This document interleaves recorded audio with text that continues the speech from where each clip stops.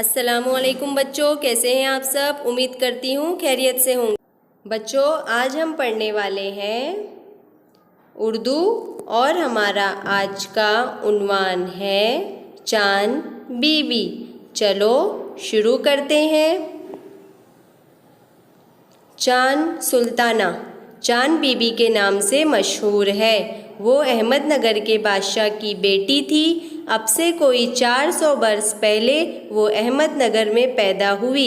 चांद बीबी बड़ी ज़हीन थी। छोटी सी उम्र में उसने कई ज़बानें सीख ली थी। उसे मुताल्ले का बड़ा शौक़ था। वो शिकार भी खूब खेलती थी। देखो बच्चों, चांद सुल्ताना किस नाम से मशहूर थी? चांद बीबी के नाम से। यानी उनका असल नाम क्या था? चांद सुल्ताना। वो अहमदनगर के बादशाह की बेटी थी और अब से कोई 400 बरस पहले की बात है, वो अहमदनगर में पैदा हुई थी। और चांद बीबी बड़ी होशियार थी। छोटी सी उम्र में उसने कई ज़बानें सीख ली थी, यानी उनको हर लैंग्वेज आती थी बोलने के लिए। और उसे पढ़ने का बड़ा शौक़ था। वो शिकार भी खूब खेलती थी। अहमदनगर के पास ही बीजापुर की रियासत थी। चांद बीबी की शादी वहाँ के हाकिम अली आदिल शाह से हुई थी। बादशाह उसकी बड़ी कद्र करता। दोनों साथ साथ सैर करते, शिकार को जाते। दरबार में भी मलका बादशाह के साथ होती थी। सल्तनत के कामों में अली आदिल शाह चांद बीबी से मशवरा लिया करता था। चांद बीबी लोगों से खुद उनकी ज़बान में बात करती थी, इसलिए लोग भी अपनी मलिका को दिल से चाहते थे। वो उसकी बड़ी इज्जत करते थे। देखो बच्चों, अहमदनगर के पास ही एक बीजापुर की रियासत थी। चांद बीबी की शादी वहाँ के हाकिम अली आदिल शाह से हुई थी और बादशाह उसकी बड़ी कद्र करते थे। दोनों साथ साथ सैर करते और शिकार को जाते। दरबार में भी मलिका बादशाह के साथ होती थी। सल्तनत के कामों में अली आदिल शाह चांद बीबी से मशवरा लिया करते थे। ठीक है बच्चों। चांद बीबी लोगों से खुद उनकी ज़बान में बात करती थी, इससे लोग भी अपनी मलिका को दिल से चाहते थे और उसकी बड़ी इज्जत करते थे। चांद बीबी की शादी के 16 बरस बाद उसके शौहर का इंतकाल हो गया। उसे कोई औलाद न थी जिसे तख्त पर बिठाया जाता, इसलिए चांद बीबी ने अपने भतीजे को तख्त पर बिठा दिया।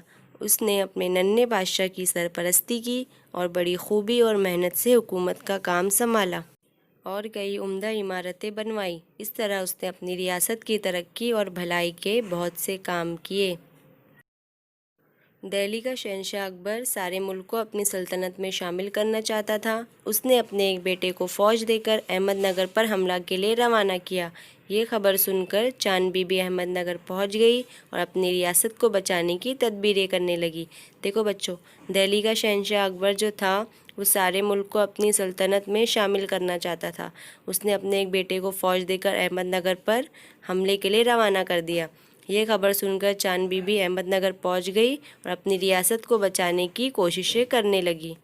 उसने अहमदनगर के किले में खाने पीने का बहुत सा सामान जमा कर लिया था। इसे खौफ था कि दुश्मन की फ़ौज ज़्यादा दिनों तक किले को घेरे रखेगी तो किले के अंदर लोग भूखों मर जाएंगे। उसने किले की दीवारों और रास्तों पर फ़ौजी पहरा लगा दिया, मगर अकबर की फ़ौज ने बारूद से किले की दीवार गिरा दी। चांद बीबी टूटी हुई दीवार के पास खड़ी होकर दुश्मन का मुकाबला करने लगी। करीब था कि अकबर की फ़ौज हार मान लेती, मगर चांद बीबी के कुछ साथी दुश्मन से मिल गए और उन्होंने उसे कत्ल कर दिया। चांद बीबी अपने ही लोगों के हाथों मारी गई। उसने सारी दुनिया को दिखा दिया कि वतन की मोहब्बत किसे कहते हैं। उसने साबित कर दिया कि एक औरत भी बहादुरी के जौहर दिखा सकती है।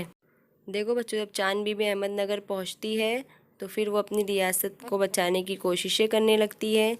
तो उसने अहमदनगर किले में खाने पीने का बहुत सा सामान जमा कर लिया था, क्योंकि चांद बीबी को डर था कि दुश्मन की फ़ौज ज़्यादा दिनों तक किले को घेरे रखेगी तो किले के अंदर लोग भूखों मर जाएंगे। तो उसने किले की दीवारों और रास्तों पर फ़ौजी पहरा लगा दिया, मगर अकबर की फ़ौज ने बारूद से किले की दीवार गिरा दी।